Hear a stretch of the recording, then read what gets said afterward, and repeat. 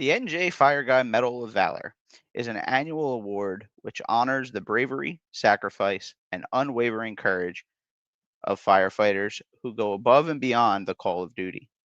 This distinguished award recognizes those who risk everything to save others, embodying the very spirit of the fire service: duty, honor, and brotherhood. For nomination forms, email me at palumbo_n_a@yahoo.com or get in touch with me at the Outside Vent on social media, because courage deserves to be remembered and heroes deserve to be honored. Hey, everybody, how are you? Welcome back to the show. It's been a while. I apologize. Life gets a hold of us sometimes, and we get behind the ball, but we're looking to finish up the year strong, have a couple good episodes lined up. Tonight is no exception. It's going to be a great episode with Captain Karl Ramm from the Joint Base McGuire-Dix Lakehurst. With over 29 years of service, Captain Ramm's career reads like a master class in rescue operations and leadership under pressure. From 13 years as a rescue officer to leading missions as a search team manager for NJ Task Force 1, FEMA US&R, Karl has been on the front lines of America's toughest disasters, from Superstorm Sandy, Hurricanes Matthew, Ida, Helene, and Irene. He's also a lead instructor with Safety and Survival Training LLC and New Jersey Task Force 1, shaping the next generation of special rescuers in water rescue, boat operations, and other special operations disciplines. His accolades include the DoD Fire Officer of the Year, Fire Instructor of the Year, and several commendations for national disaster response. But what stands out the most is his humility, his passion for the craft, and his unwavering dedication to service. And of course, his giant biceps. Without further interruption, Captain Karl Ramm. Hey, Hey, brother, how's it how are going? you? Good, good. How are you? Good, good. Just getting it on. This is some wild times we're living, man. Yeah, Very I wild would say times. so. I would say so. Thanks for But the bicep thing, man. right, I had to throw that in there. Appreciate it. All right, so let's get started. Where'd you grow up? You know. So I grew up in Connecticut. My life's been kind of a mishmash of just like being all over the place. My father was in the military. I didn't grow up with my dad, but it's just because he ended up having another family down there. He was in the military for like 30 years down in Florida. So I was actually born on Eglin Air Force Base, Fort Walton Beach, Florida. And in like 77, my mom took me up to New Jersey, or excuse me, Connecticut. And I grew up in a town called Southington, Connecticut. It's a small town in Hartford County. Has a full-time fire department. At the time, it was kind of a mixed. It was volunteer and full-time. And kind of graduated high school from there. Wanted to play football, just didn't have the grades to do any of that stuff. Enlisted in the Marines. My father found out that I was enlisted in the Marine Corps, and he was ironically stationed at McGuire Air Force Base. And he shot up on his little Honda Matic 400 all the way up to Chicopee, Massachusetts, and told me no son of mine's going to be a jarhead. So I was like, all right, whatever. I just want to shoot things. So he made me, he told me to join the Air Force. So I did. And ended up going down to Texas, obviously, for basic. And I was stationed out in California, a place called Travis Air Force Base, which is about an hour southwest of Sacramento. I did my time out there, had some trials and tribulations out there, was humbled a few times, ended up getting out, did some odd jobs, HVAC and stuff like that. But I just, that itch of the fire service kind of kept calling me back. I was like, man, that was so much fun. I want to do that. So Now, at is the that what time, you I did didn't know in you the could work. service? What's that? Is that what you did? Was that your job in Yeah, the yeah. Air Force? In the Air Force, I was there. I went to the fire service. I tried Okay. to do. I came in as a jet engine mechanic, and I wanted to be a fireman, but they didn't have any billets at the time. This was back in '96, Okay. and somehow my dad ended up like bending some rules or something, got me into that.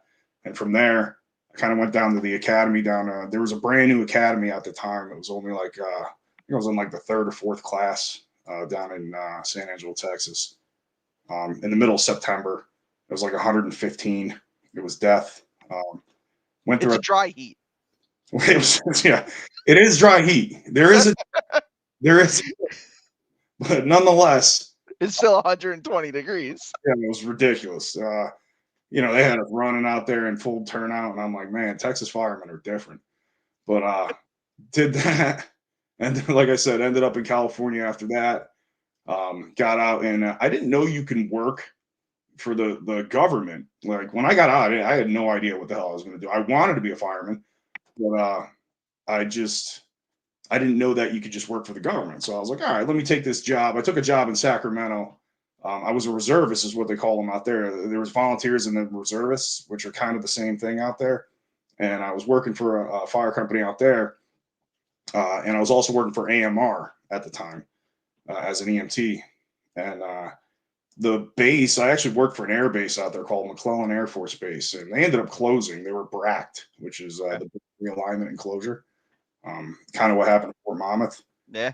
Several other installations, but I was bracked, and a lot of the guys that were out there were going through paramedic school, and I never really knew why, because I was new and I didn't really talk to a lot of people.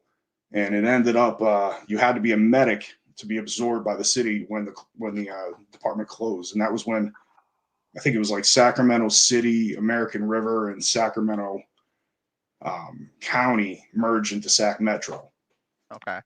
So a lot of our guys got on the city. I just put in for jobs all over the place, and I ended up in New Jersey. So I took a temporary job at McGuire Air Force Base, which I called Magoo Airplane Patch, and I stayed there for like 3 years.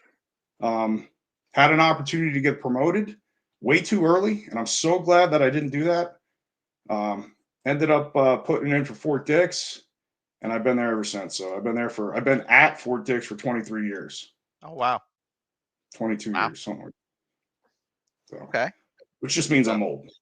Hey, it happens. It's a state of mind. It is just a state of mind.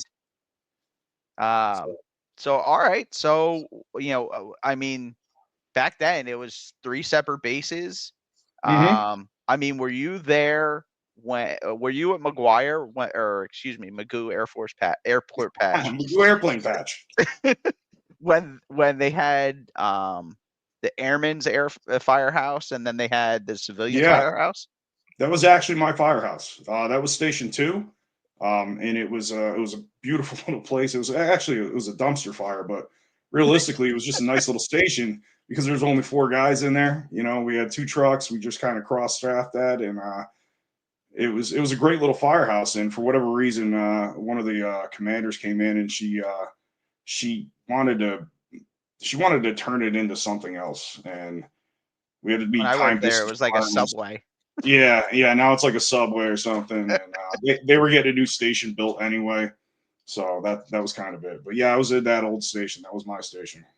Okay.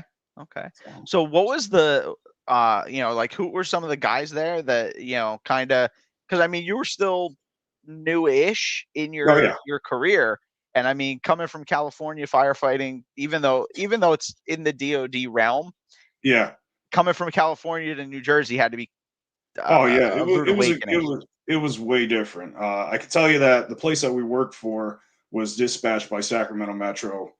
Station 114 and 115 sat in the center of the city on Watt Ave, and the center of Sacramento. We got a lot of work out there, believe it or not. So it was eye opening because Travis, we didn't get a ton of work, but then when we got to McClellan, it was I was blown away. I was like, man, we're running off like every day. But I also worked seasonally for at the time it was called CDF, the California Department of Forestry, and I think it's like Cal Fire now or something like that. Okay. But it was just like a side gig where you get extra money, and all we did was basically dig lines. They stick us up in the Auburn Hills somewhere, and we just dug lines for like ever. But when I got out to New Jersey, I remember I drove out here by myself. I had like a 96 Ram pickup, 8-foot bed, put everything I owned in the back of the thing. and I put like a tarp on it. And I think I lost the tarp by the time I got to Salt Lake City, Utah. Like it was gone, and So everything was getting wet. I had a cat in my seat at the ugh, time. You know what I mean? But cat. the first guy I met when I got there was this guy named Jerry Trimbula. He was one of the nicest human beings I'd ever met in my life. And I was sitting there. I used to have hair, and it was like, streaked because I was in Cali, so it was blonde and stuff. I was looking all like Surfer surferish. dude. Yeah, yeah. And I got there and I said, "Hey," I saw them. They were like flowing hydrants or something. I'm like, "Hey, where's the fire station?" He's like, "Right over there on Fire Lane." And I thought he was fucking with me. And I'm like, all right, so all right. So I where's see what Fire you're saying. Lane? Yeah, and it was literally on Fire Lane. So went there, kind of checked in, and the rest is history. I kind of hung out there for a little bit, got my feet wet, and I was a temporary. I was what they call a GS5, but they gave me a bunch of steps because my locality rate in California was way higher. So Okay. I kind of worked out to my advantage over the years. But yeah, that was it. And Jerry Trimbula was a big mentor of mine when I was out there. He had retired years ago, but I didn't understand anything because I was like 23 years old and an idiot because I was young. Well, at 23, you knew everything. Yeah, oh, We absolutely, all did. absolutely. We all knew everything. Yeah, but he's a guy I credit a lot of my smart financial moves down the road, like that kind of brought us to where I'm at now in life in general to that guy because he made me invest into something like the supplemental retirement system back then, and I didn't want to because You want the everybody money in else your was going pocket. out. Yeah, yeah. Everybody else was going out and partying, and I'm sitting here broke as hell. I'm like, all right, But I whatever. got my So TSP, yeah, yeah, whatever that is. yeah. I'm like, okay, buddy. So But yeah, this looks like a really like I'm not big on comments, but this one looks very important. okay. Mom, thanks. That's my sister-in-law. Also, your Aunt Patty, Oh, cool. and is this your daughter? Oh, that's my daughter. She's yeah, that's Well, my older there daughter. She's a she goes to Penn State. She's a sophomore at Penn State right now, we and won't I'm hold going that up to see against her her. tomorrow. That's So awesome. IU yeah, this week. Big yeah. game. It should be a shellacking, Yeah. to say the least. Well, as a Notre Dame fan, I am rooting for him. Me too. Notre Dame. Yeah. All right. So Jerry Trimpool, Jerry, Tribula. I swear I've heard the name probably in my short time there. So then you go over to Fort Dix. Yeah, I Now was hired by his brother, Tommy Trimbula. okay. Yeah.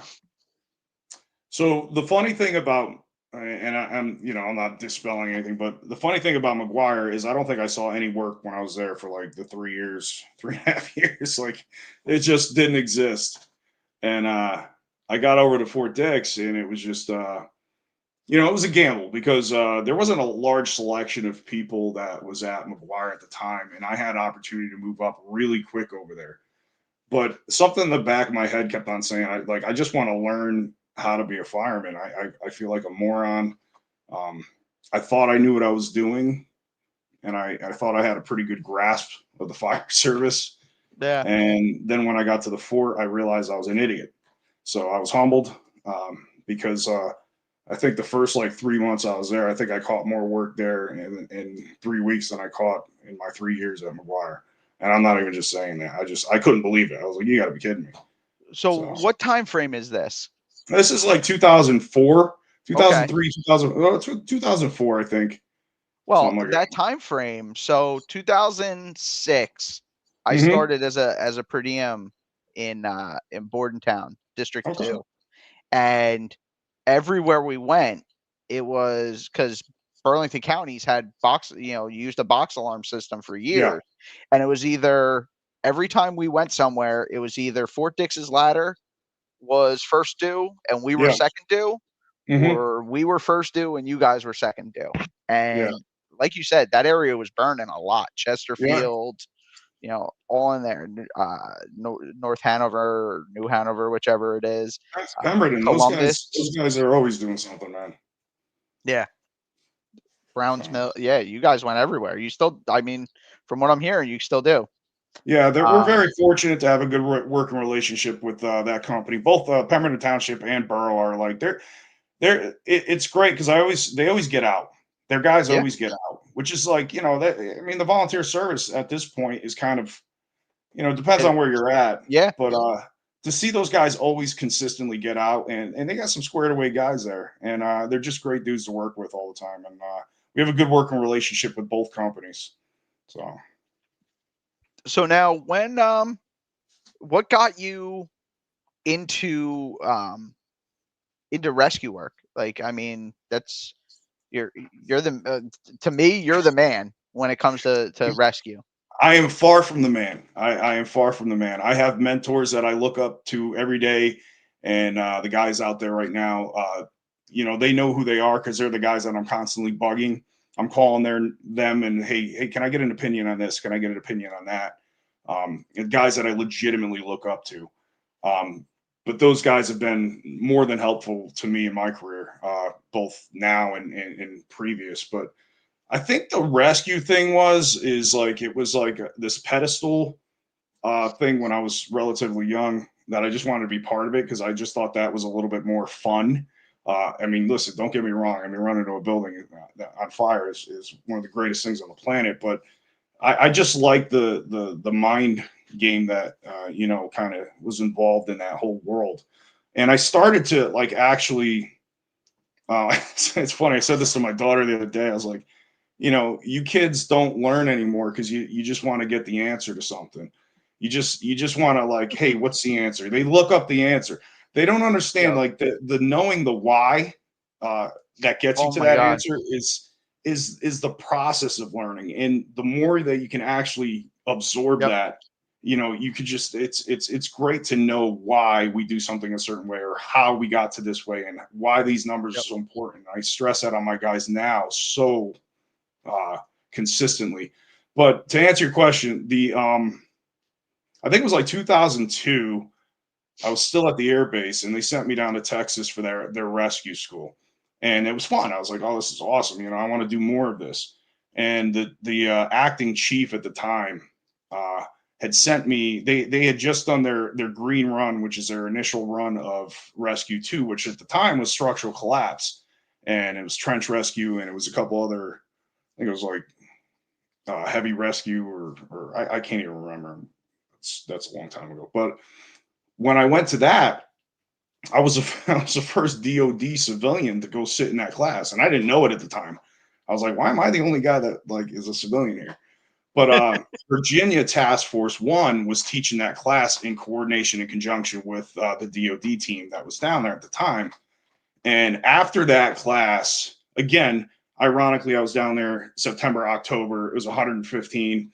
This time, this time, and it was crazy because it was almost like 10 years later from when I initially went down there. So how much it changed was crazy. But I went down there and I'm looking up to these Virginia Task Force guys. I'm like, these guys are a bunch of ninjas running around. And I'm like, I want to be where they're at some point in my career. And what I did is I kind of went down there, and I remember it just being really hot, and we're just breaking all this concrete. I don't know, I wasn't absorbing it all at the time, but it was just really, it was just different. So I remember there being a lot of tarantulas down there. Ironically, What? super random, and we would shake the duster cans for your computer, and we would just freeze them in the pile. Yeah, just freeze them and keep going. I'm like, oh man. But yeah, so I did that, right? And here I am again. I'm like 20, maybe 26 at the time. And I took this badass class, and I come back, and I was in the transition of kind of putting in for Fort Dix at the time because I didn't want to work for McGuire. I didn't like being on the airplanes. So I just wanted to go do something different. And that's essentially what I went after. And again, I thought I knew what the hell I was doing. But when I got there were so many guys that were like light years ahead of me again. And I was humbled. I was like, hey, I want to do this. And again, I was humbled. So, but that kind of like sparked my interest in the rescue services realm, if that makes any sense. So, No, yeah, absolutely. Definitely. So now going back to your time at Fort Dix, were Yeah. there? I mean, now Fort Dix. You were getting back into wildland. Oh yeah. You know, Oh, how that was different. and again, you know, the West Coast wildland is totally different than Oh yeah. East Coast wildland. What was that exchange? You know, like So again, so you're in your early 20s. You know, you're again, in that young man. I know everything. yeah, Oh, yeah, I've been doing wildland for years. yeah. But my version of Wildland was like, I was literally cutting lines, I think, for like 7 to 8 hours a day for $15, which back in the '90s was a big deal. That's good shekels. Oh, it was huge. But when I got up to Fort Dix, I'm like, yeah, I got lots of or woods experience. And again, I'm a dipshit. I'm dumb. I thought I knew what I was doing, and these guys are, I had a mentor at the time. This guy, Wayne Wharton. He's No, actually still there. Yeah, I was Wayne. just gonna I'll tell say, you how'd what, that man. attitude go, Wayne? I love him to death, man. It's just some guys that you kind of get it. You kind of you vibe with when you first get there, and you just kind of like their word is gospel. You know what I mean? And he was old school to me. You know what I mean? So like, you knew you had a fire when you could smell the cigarette. Like as soon as he lit up, as soon as you got in the truck, like you smell the cigarette. He's firing down like 3 lung darts as you're on your way to the job. He's like, you're already 3 cigarettes in, man. But it didn't matter what truck he was on either. It didn't, like, we'd be on the ladder. You smell the cigarette, he's like, we gotta call him. Hang on, I'm lighting up. But he taught me a ton out there. He taught him, Bruce Flynn, even Lenny Dotson. Those guys kind of helped me out with that exchange. But I was humbled again quick because we had a couple of fires that got into the tree line, and I was in the well just baking like a baked potato, and I'm like just swinging the 1 inch. I'm just like doing the helicopter, just getting my ass burnt in that well. But it was different. But again, I think I keep going back to just being humbled because the minute you kind of think you know what the hell you're doing, that humble pile will creep up on you. So, but that was an interesting experience for the last the couple of years, especially when you go down range and maybe you didn't get clearance to go down range and you got tracers going over your head. That's a different world too. So who knows? Yeah. Yeah. Literally, what you said, I was just gonna say, how did that attitude go over with Wayne? Oh, As you said the name. oh yeah. No, honestly, I've been there's a few of us OG guys that are still there from from the Fort Dix days, and you know that was I'll be 100% honest. That was the best department I'd ever worked for. In 2004, I wanted to chase city in New Britain, Connecticut. So I Okay. went up. I took the CPAT. I took my test, and I got a class start date. I was actually going to leave. I think it was in 2005. And at the time, I was trying to weigh leaving the fort and going up back home to Connecticut and working for this city that I always wanted to work for. And it was called New Britain. It was right outside of my hometown. But I ended up not going. I think it was like the pay was the big thing. It was just like a $36,000 pay decrease at first. Wow. It was obnoxious. And I just bought a house. I had my first daughter on the way, Jenna.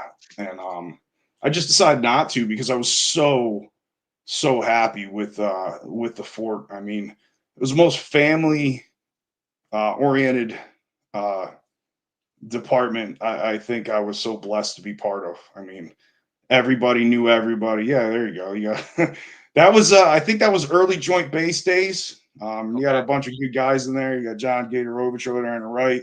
Yeah. You got my buddy Toby, who's one of my closest friends. Jeff Lutz, one of my mentors, one of the guys I look up to. Charleston in the back there, he's a FEMA guy now. Yeah. Yeah, Ish, who's still around, he's still poking around. Ryan Aquilino out of Trenton Rescue One. I can't tell who the hell's behind me. And then you got Dave Neal and Molnar right there. Molnar's Yeah. a Lakehurst guy. But what was kind of cool is like eventually, and I know we'll probably get into it, is when we did go joint, um, it was like initially, and I'm sure you've heard it was set up for failure. And what ended up happening is a lot of us became family again. So it was really unique experience. So yeah, those guys at the fort, man. I mean, that's always going to be my heart, just because I feel like that's where I grew up. Those guys really kind of like made me who I am today. So it's they're always hold a close place in my heart. So Yeah. Yeah, we find those places sometimes, and yeah, it yeah, it sticks. Um so what, your take on that transition period? mm, Like you just kind of touched on it and said it was set up for failure, but now, well, when, because I think when I was there, you were already captain, or you had just gotten promoted to nah, captain. I think I So got promoted in 14. So yeah, so I got there in January of 15. I started, okay, yeah, so yeah, I was over at they sent me to Lakers for 2 years. but it was kind of still it was kind of still new, Yeah, and there were it still was some relatively open. new. The idea initially was Congressman I want to say Saxton maybe, or he'd done his best to kind of prevent any of the installations from closing. Mhm. And I think the ultimate thing that he ended up doing was joining the bases so that it was like an ultimate base, and I'm pretty sure it's still the only tri-service base in the world, or in the at least in the United States, meaning we have everything there. For the most part, you'll run into everything. Yeah. Um, and when we did, the only active uh, military component was the United States Air Force that was there. So they got the lead agency. And the transition was supposed to be best practice of each installation so that we can kind of move forward. And that didn't pan out the way it was supposed to. And I think a lot of animosity between different personalities and different ways of doing things kind of just ensued after that. And as a result, there's low morale, and guys were retiring. We didn't want to retire, and stuff just didn't go according to plan. But again, it was a pretty big thing to stand up for that chief at the time. I think he did the best he could, um, but I'll leave it at that. Gotcha. But yeah, the transition, like I said, so personally, the transition hurt a lot of us. Especially, and I can't speak for the brothers over at Lakehurst or Magoo Airplane Patch, but I knew the guys from Magoo because I had worked with them, and Yeah. I'd grown up with those guys. But the the the biggest thing that hurt was I think we were established in 2009 was when the joint base became joint, but I don't think anybody moved until like January 15th of like 2012. I think it was like 3 years later they started making moves. They moved apparatus, they moved people, they moved Mhm. guys. Like, and the thing was, is like I said, Fort Dix was such a tight knit group of family people that it felt like they were just ripping your family apart. So they Yeah. took these guys out, and I'm sure that Lakers had felt similar. McGuire didn't have a large contingent of civilian personnel as big as at least Lakehurst, and we were all civilian, and so was Lakehurst. So I think that was the hardest part, was that they ripped us out and kind of stuck random guys in. It was like almost hitting the reset button at the time. But I will tell you this, after a couple of years, it just kind of fell right back into place. And we've been kind of just doing the upward trend ever since. Yeah. I So, mean, you guys are doing great things now. oh yeah, it's I will tell you, for a DoD installation, and we get a bad rap because I don't think a lot and enough people know what we actually do. And the truth of the matter is, we pretty much do everything. We And just I get was our just gonna paycheck. say, a lot of organizations throw that, oh, we're an all hazards response. Hmm. Well, the joint base, it really Yeah, is. Like, there is, other than mountain rescue and yeah, deserts, I don't think there's really much that isn't on that base somewhere.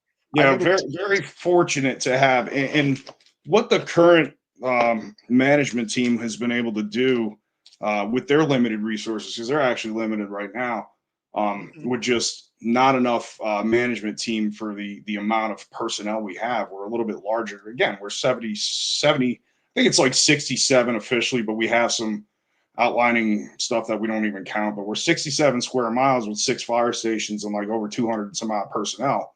Yeah. We're bigger than people think we are. Um, but yeah, it's what the current management team was able to do is quite impressive, because they actually, um, the new fire chief kind of came in and he said, we're going to stop moving guys every however many years, because you're not going to build any continuity if you just consistently move these guys. He's like, how am I ever going to build continuity within an organization, especially in a specific discipline like the wildland stuff, or the hazmat stuff, Mhm. or anything of that matter. So he kind of dialed that back substantially, and I will tell you that it worked to our advantage as an organization, and we've been doing nothing but moving up ever since. Yeah. So Absolutely. And I mean, how do you, when you're moving everything, it's hard to get buy-in, right? yeah, It's yeah, if I know I'm only here for a short period of time yeah, in the rescue house or the ladder yeah, house, all right, well, 2 years I'm gonna be gone. So, yeah, and I think that's a lot. Um, no, and you're always focusing on say every year there's a hmm 2-year cycle. Every year you're starting from ground zero, teaching yeah, somebody that neighborhood and yeah, that apparatus, and so you're never really progressing to level 3, 4, 5. You're exactly, always stuck and at I 1 think and that's 2. what and that's eventually what alleviated a lot of that, is that you have somebody, you're going to be there for a few years. You have the ability to go ahead and get comfortable with whatever it is you're doing. But Yep. what's unique about it is that if you are into a specific thing, and listen, the wildland stuff used to be great to me. I thought it was fun as hell. But let's face it, at a certain time of the year, it's not exactly busy. But some people just eat, sleep, and for lack of a better terminology, shit that stuff, and they're Yeah. into it. So Yeah. if you're into a specific discipline within the organization, you want to be part of that organization or that department or that Yep. station, excuse me, you should have that opportunity. And now there's like a bidding process, and sometimes it works, sometimes there's some feathers ruffled, but I mean, you're not going to make everybody happy. No. But that If you are, you're process giving out is, ice cream. yeah, yeah, And yeah. that's, But one of our former, guests and current what's up, current B? viewer. That's That's one of his stuntman right lines. there. If you wanna make, he does, he looks like a stuntman. Nah, there's a funny story behind that. I'll let him tell it though. It's a lot better. But he's one of those mentors that has been part of my kind of growing up phase. I would say. Great, great guy. Yeah, absolutely, absolutely. One of the best guys I know. So, but yeah, the opportunity within the organization is really just kind of has gone in the right direction. There hasn't been a lot that has gone wrong over the last like 5 or 6 years. It's been nothing but going up, which is kind of cool to watch, especially like weathering that storm, that initial Yeah, storm, being here for so long, getting those young guys, and we've been getting such great firemen in our organization, and it's great to see these young guys just come in, and they're all bought in, because what you have now is you have officers that are that same mindset. They're just kind of like, they're dialed in. They know what they want to do. They're part of the team, and I think that's where a lot of organizations, at least that I've experienced, like sometimes you have these rah guys that are about themselves, but then you have these guys that are just dialed in and want to be part of a team. They want to be part of that culture. I had a friend that had told me years back. He said he said, you want to find a station to go to. He goes, find the fire station that every other officer's bitching about, or talking shit about that officer, but yeah, nobody's leaving. No one's leaving that station. So if that officer's so bad, but nobody wants to leave that station, he goes, go there. And he's like, that's where you want to be. So 100%, yeah. 100%. So 100%. that's a culture we're trying to breed. And every department's got their issues, but I will tell you this, that these guys with such limited resources, and I mean limited is an understatement. Our management team is very small, and that's something that we're trying to do right now. We're trying to fix that, or at least they are, and to better manage the entire department. They have such, they're kind of scraping the end of the barrel just because they don't have the vacancies right now, or they don't have the funding for those vacancies. So Yeah. it's a process, but they're doing a great job. Yeah. It's tough in any department, but I feel like, I mean, first of all, the federal government gives out grants. We Yeah. can't have the grants that No, are that are. no, I not at always all. I always get a kick out of that. Like, Yeah. we give out grants for staffing, Yeah. but we don't. Staff our own grants. It's a I'd different like color to put money. in a grant It's a different color money. for funding. So yeah. All right, so what you were talking about earlier on, you didn't feel like you had the opportunity when you were at McGuire to Yes. move up, but you didn't feel like you were ready. What made you feel like you were ready at that point I when you tell did that, put in?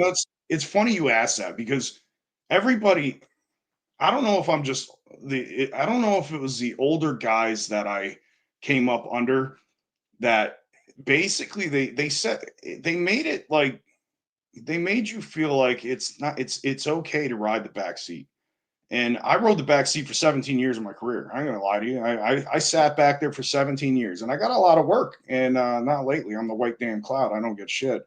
But the they made it like, so it was worth riding in the back. And there was nothing I loved more than just kind of grabbing the nod for somebody to put it down for a second and was putting his mask on, and I just steal that shit. But there Yeah. was nothing better than that, just sitting back there. And the thing that, again, when you're young, I think that my mindset was not where it needed to be.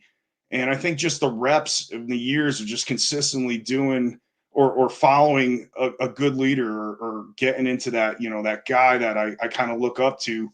I had some great officers. I really did. I mean, like old school dudes, um, Larry Schaefer, how Bruce Flynn, he was great. He was a good officer, but there was a lot of great guys that I had the opportunity to work for, that I just kind of sat in the back and I watched and I learned, and it was okay to learn. There wasn't a lot of days that you would go to the fort and there weren't guys hanging out at the workbench. The whole place stunk of cigarettes, because everybody smoked. But these guys were ripping stuff apart. I mean, I remember going in, and like, we'd have range fires all day, and we'd have a guy sitting back, um, tearing these trucks apart, just replacing, wheels, and just like, you learned so much about dumb stuff that we take for granted nowadays. It's like, Yep. troubleshooting motors, like ripping carburetors apart, all the dumb stuff that we just don't even think about. It's like, yeah, we check if this stuff is there, but we don't know how to do half this shit. And Yep. the guys that I came up under kind of showed me, I mean, if you weren't out there, you were a piece of shit. So we were always out there just learning, and just going to work, and fucking Yeah. up, really. I mean, we'd screw up every day, and the guys would kind of correct it. And I mean, I could tell you some stories, but I don't know. We got time. I just one of my earliest experiences as a fire sir, or I think my first day at Fort Dix. I didn't know what I was getting into, obviously, clearly. And Fort Dix was an old school fire department, man. They were just Yeah. like old school dudes that, they got a lot of work. And I came in, and I was looking for I didn't know what the hell I was. First off, their shift change was at like 8 in the morning. So I came in like nice and early. I was like there at like 7:15, so I can whatever. All my uniforms are laid out on my bed. I'm like, this is crazy, everything's in there. So I put my stuff on, and I'm looking for the officer. I don't know. I'm at Station 2 at the time. And I just see this older gentleman, this guy, Larry Schaefer, out on the apron. Like, the doors are open in the morning. They'd open the doors up, we're open for business, whatever. And they open the doors up, and he's out there in like a towel, just like kind of holding his junk, giving somebody directions. Another guy, Randy Simmons, is like firing down a Newport. And I'm like, hey, what do I do for shift change? I said, where we do the shift change? Because I was used to like kind of standing out in like a formal shift change. He's like, we don't do that shit here, man. He's like, just find a guy and fucking say I'm here. I'm like, is that it? I was like, all right. He's like, the fuckers just they're still sleeping. I'm like, it's okay, all right, whatever. I don't know, man. But it was different. That was like my first experience. And I think that night, my chief at the my battalion chief at the time was like, he had like a deer's head inside out, and he was just like carving. Apparently, he did taxidermy on the side, and he had like this light bulb shoved up this deer's fucking face, and he's just cutting the meat off. I'm like, what the hell? Where am I? And we always used to say, it was a good day when there was like deer carcasses and beer cans in the freaking dumpster. So it was like it was a little different back then. You mean you guys don't do that anymore? No. I'm sure you heard that story too, but no, we're straight edge. We're kind of a little bit more responsible nowadays. Hell, I remember I pulled a truck out one night. We had a wreck somewhere in the middle of the night, over at Station 1.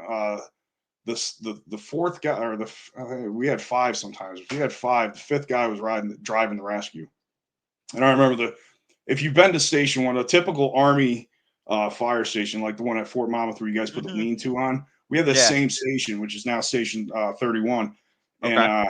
And that the stall doors are tiny. You could barely fit the truck in. You can't walk past. And I remember I left. We went to this call. I came back. Everything's good. Parked the truck. Went upstairs, and I went back to sleep. I think it was like 2 a.m. And I get up to take a piss, and I hear music going, and I'm like, oh, what are these guys doing? So I creep down. All right, I'll probably get in trouble, but I remember going downstairs, and you had all the guys there, and this just kind of tells you what kind of culture we had.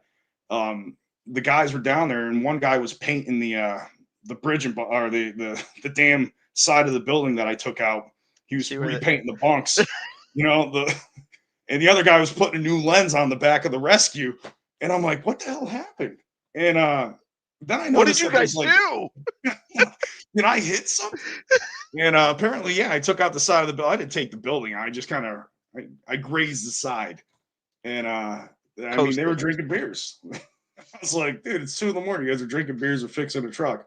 But we didn't wreck the truck. Go to bed. And they're like, no, you're taking a sip. I'm like, all right, I guess I'm taking a sip. So that was, I mean, listen, I mean, I could, that was a long time ago, obviously, but it was, it just kind of showed you that tight knit group. They weren't even going to tell me, you know what I mean? They were like, hey, listen, this guy's, he smacked the side of this building. I don't know what they were going to say, but they're like, oh, we got it. Don't worry about it.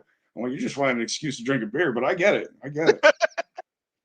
It's whatever. Awesome. So now different time. So now what was the makeup of Fort Dix Fire Department before the Joint realignment? We had 2 stations. We had a ladder, a rescue, an engine, and then we had a reserve engine. Then we had 3 brush trucks, and we handled everything with all that. So that was essentially. We also had the boat. We had the John boat. But before that, we had like a V-hull that we eventually bequeathed to Pemberton Township, I think. So that was pretty much it. So now, and really, what is the makeup of the Joint Base Fire Department now? So as far as stations are concerned, I always get the numbers wrong. I think we're at like 100, and I want to say we're at like on paper maybe 100 and something. We're way below our manning right now, and we're dealing with that. There's 6 fire stations, like I said earlier, and 3 of those stations are, well, actually, I would say 4 of the stations are specialty stations, because Station 5 essentially is jack of all trades. They have like everything there, because they're the only station out on that side of the installation. So they have to have, their rescue. They have I think they have a couple crash trucks for that side of the installation, for the aircraft out there. They have an ambulance. They have a ladder or a quint. out there, and an engine. And I think typically they have 13 guys, but sometimes it goes down below that. Obviously due to staffing issues right now. Okay. That's Station 5. So Station 6 is just wildland stuff, but they basically handle Route 70, certain areas, or Route 70 that are a little bit closer to their station now, just for the customer. I mean, Yeah. for the most part, that was all us out there at Station 4. But I mean, if they're going to if they're going to beat us by 10, 15 minutes to a scene, I mean, you'd be foolish not to use them. So Yeah. they set that up really nice. Yeah. So they kind of take a lot of our, a lot of our work, but it's better for the customer. Um, Absolutely. yeah. So they handle the uprange stuff, and they do the patrols out there. They have the range truck. They just got a dozer, thanks to one of our our chief officers, Damn. which is kind of neat. Now, did all the wildland mission go from 3 to 6? No, so they split it. So 3 Okay. handles the downrange stuff, and Okay. 6 will handle the uprange. But they still go out for everything. Yeah. But I mean, if they need help, they're going to hit them. And they have Station 5 out there's got a brush truck as well, so they head out there because it's just all about that art, that response time and stuff. Yeah. And I'd rather have them come in and not need them. oh, absolutely, absolutely, and that's how they kind of work that stuff. We also have Station 3, which houses 2 brush trucks right now. I think they're holding one. I think they have one right now. I think one of them's being.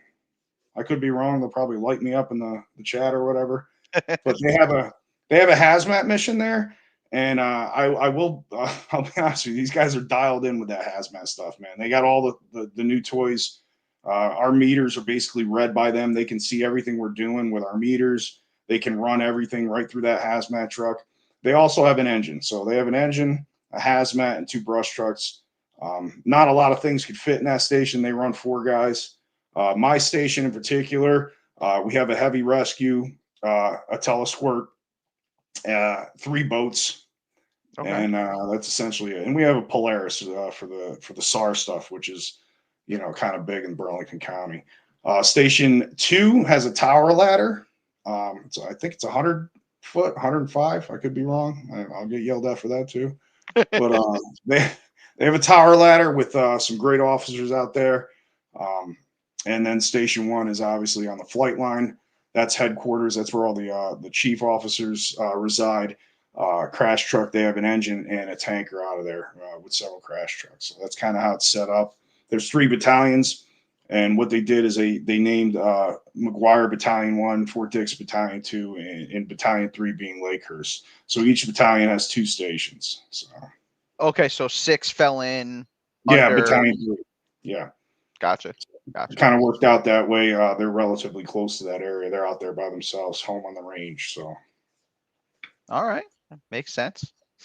All right, so let's get in some to your. We touched on it a little bit, but your tech rescue and your teaching. Like, how did that come about? tell you the truth, I don't even know. I started. So, like I said, there's a lot of guys, mentors of mine over the years that you kind of run into, and I tell my younger guys nowadays, it's like at some point somewhere in your career, someone's going to open a door for you, and there's you can either go through the door and trip over the threshold, or you can go in the door and just kind of kick ass. And uh, back in the day, I kind of got into it, and I was still kind of doing stuff with the guys. But I think that door was opened by one of my dear friends, Dotson, who had gave me the opportunity to be on the task force back in like '07. Jesus, that's been a long time too. The New Jersey Task Force? Yeah, Oh so wow, you've been around. yeah, so I got onto that as a rescue specialist initially, um, and then realized that stuff's real heavy, and I don't like, picking heavy stuff up. Really? If it's not yeah, it's glamour muscles. They're glamour muscles. Oh, gotcha. So no, I think that door was opened, and I told myself that was ultimately what I wanted to do. Is like I just wanted to get in that world again. I keep coming back to I thought I knew what I was doing, as far as the rescue world was concerned. And then I got on that team and I was freaking immediately humbled because they made me go through the structural collapse class again, which was great because some of the guys I met, one of my mentors, this guy, Bobby McDermott, on that team, a lot of the guys, the senior guys that were there were they were so humble and they were so great with just kind of showing us how to do that stuff.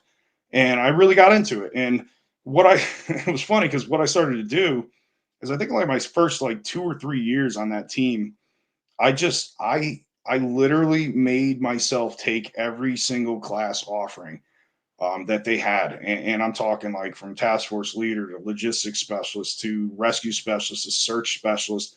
I took everything. And I went over to the Pennsylvania Fish and Boat Commission, who had initially, I think it was their initial or their second class that they had done with the task force, with the water rescue stuff. And I put in to be on the instructor cadre, and they put me on. And I think it was just because I was going to everything. Oh, Is that's that this firefighter here? one. No, that's firefighter one. But they put me on everything. So I kept on doing the stuff. And like anything in the fire service that I've learned is like the more you do anything, the better you're eventually going to get at it. And it's like you have to consistently do something to be good at it. I truly believe that. The more you do something, the better you get. But the picture that you just showed, I initially worked for a company called ERT with this guy, Chris Delatella. Chris is a great guy too. And he gave me an opportunity to work for him. And again, I never stood in front of a class and started talking to people. And that was really nerve wracking at first. And then I started kind of getting used to that again with those reps, doing it more often. And then I believe this was, and then several years later, Firefighter One, who's like one of the bigger vendors in the state. I think they're the biggest vendor at this point. I don't even know, but they created a training division, and I worked with a couple of guys from Patterson and from Carteret from up there, Brian Rathbone and a couple other guys, Scotty Warner and those dudes. And I started teaching for them because I was doing a task force class. And one of the guys had asked me, he said, who are you working for? I said, I'm not working for anybody. And he's like, well, you can come, if you're interested, you come work for us. And that was kind of what I did. I started working for them. And, just kind of that snowball just kept building.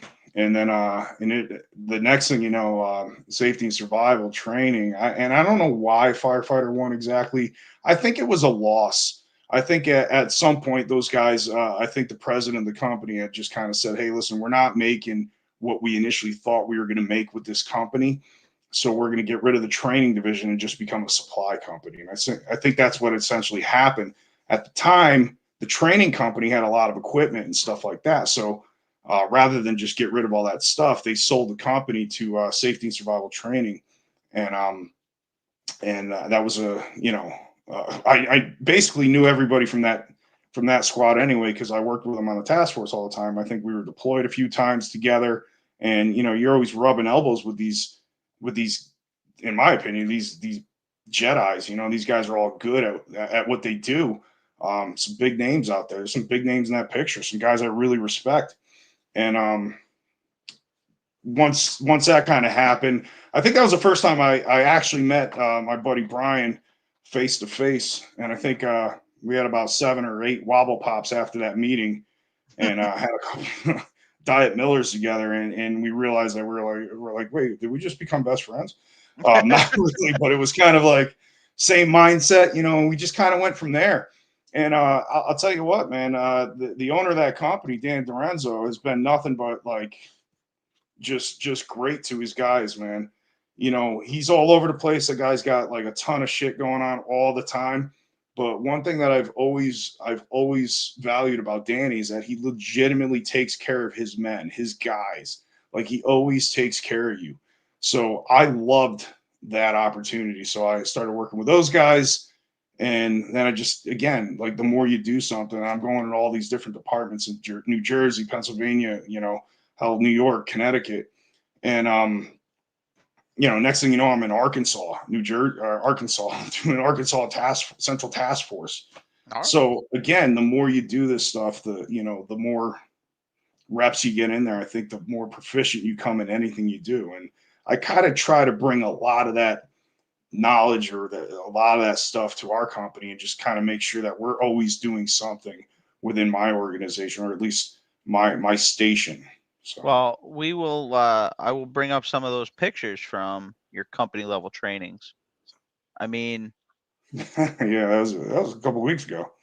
that's That you was know, actually that was obviously we're in a little bit of a government shutdown and we're not going to talk about that, but that car was dropped off for fire prevention, to cut a car apart for fire prevention. I kind of called the fire prevention chief, who's been a friend of mine for a long time, and I was like, hey, there's a random car sitting in my parking lot, can we just cut the shit out of it? And he's like, hang on to it till this week. And then I called back, he's just like, I don't give a shit what you do with it. So one of my men basically said to me, he's like, he was in a class that day, and he's like, hey, is it okay if we do it at night? I'm like, absolutely, man. And he's like, can we put it on its side and just like kind of peel the roof? I'm like, dude, we can do whatever the hell you want, man. And that's what we did. We just kind of stabilized it, just took the flap the roof right there and just get some reps in. And again, it's repetition, and the way we approach scenarios or any sort of training drills, it's like, dude, it's a level playing field. Let's go out here. Let's get our hands on the equipment. I used to say dick beaters, but I'm trying to be a little bit more politically correct. Let's get our hands on this equipment. Let's just go through these motions and ask these questions with each other, as opposed to like dicking around on scene. So that's the value in just kind of like approaching any sort of training structure with that type of mentality. Just go into it, figure it all out together, see what yeah, tools we're not using on a daily basis, and just kind of get the reps with them, And that's essentially what we did here. We peek and peeled that whole thing. We identified where the seatbelt tensioners were, where the SRS airbag stuff was on that particular car, and we just talked about it. You know what I mean?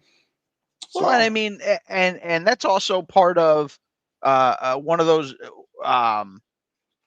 bonuses of not having an every year or every other year rotation, where yeah, you yeah, and your absolutely, crew kind of you learn each other's weaknesses and strengths, and hey, when we come up on this type of scenario, this yeah, is my guy, or yeah, hey, this is his weak spot, I'm going to put him over here where he's going to be a gopher, or that yeah. where he's more comfortable.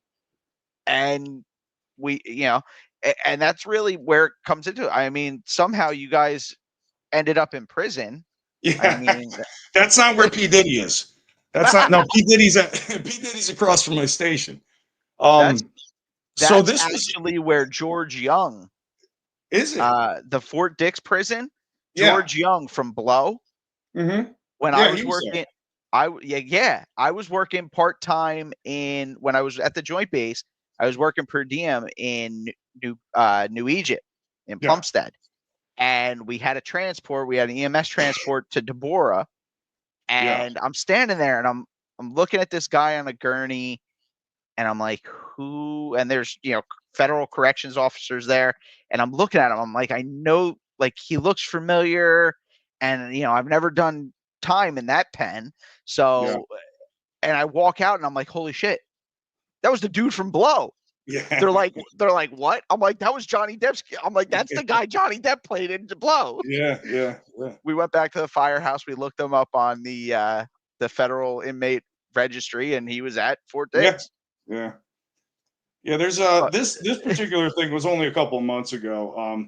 And this again, I'll pay homage to our management team, because our training officer, I think we talked offline, you and I, about how the training's working, and how we're doing it versus anybody else. And essentially, what happens now is with our current training chief, was again a longtime friend of mine. He was originally at McGuire when I was there years ago, so he's been around. He's just as old as I am. But one of the things that he's done over the years is he's kind of each year he puts out an annual training plan. All right, Monday, or excuse me, like every month, and it's got some of the stuff has checkbox, what we call checkbox training. It's like, hey, listen, Mhm. this is the shit you got to do. All right, but what he's done over the years is he's adapted it to station specific training. So he'll put some benchmarks in there, and what he does, which I appreciate, is he asks input from the officers of those stations. He's like, hey, listen, what do you want to do? What's and we'll put our input in. If we don't put our input in, you're getting what you're getting. So what we do is we kind of put in what we're doing. And what we do are based on disciplines that we provide. Us as a part of the Burlington County Tech team, or excuse me, the Burlington County USAR team, we're a Type 3 USAR team. And we don't, us as an organization, we don't provide specific disciplines. And this was something that the fire chief had sat down with, again, myself and several other rescue committee personnel. And he said, hey, listen, what can we do and what can't we do? What makes sense and what doesn't make sense. And that's what we did. We sat down. We're like, hey, listen, we can provide this. We can provide this. We can provide this. And it doesn't mean our guys don't know how to do the other shit. It just means it's a county response. So if we have some sort of structural collapse, our guys train, yeah, we got about a handful of eight to 10 guys that know what they're doing. They're certified, but we're not providing that because that's just not feasible for us, especially when you have Evesham and Mount Laurel and those guys coming in with that equipment. You know what I'm saying? So it didn't make sense for us to provide that. So we provide specific discipline stuff. And conversely, we provide I think Burlington Township and Mount Laurel providing the water rescue detachment and boat operation stuff, which we train regularly on. So having this giant training schedule, when you first look at it, it's a little intimidating, but you kind of knock out that easy stuff. And from there, I don't feel as if the chief, or excuse me, the training chief's responsible for the training of the guy. I think he's responsible for the outline. Hey, listen, this is the shit you got to get done. Amen. I think it's up to the company officer. And I think that's the company officer is responsible for his guys. If my guys are a bunch of yo-hos and they go out there and they're fucking up, that's on me. That's not on anybody else. That's my fault because I didn't provide that level of training or I didn't show them, you know what I mean? I shouldn't have to say shit. Like when I leave, there should be no dip in service at that company. 100%. Or otherwise I didn't do my job, and that's just the way I see it. So company level training, I think, is where like a lot of that stuff kind of falls short, depending on, where you're at or something like that. But it's up to us ultimately. It's not up to them. They got enough shit going on. Well, and also a good, I forget where I originally heard it, but I've heard it a few times. But the goal of any company officer should be that when somebody comes into the firehouse or sees you guys on a fire ground or an incident, they don't know who the boss is. Yeah, that's great. If they don't look at the front piece, they don't know who the boss is. Yeah. Everybody just works together. Everybody knows how to do their job. They want to do their job, and they just have that what's it called? Synergy.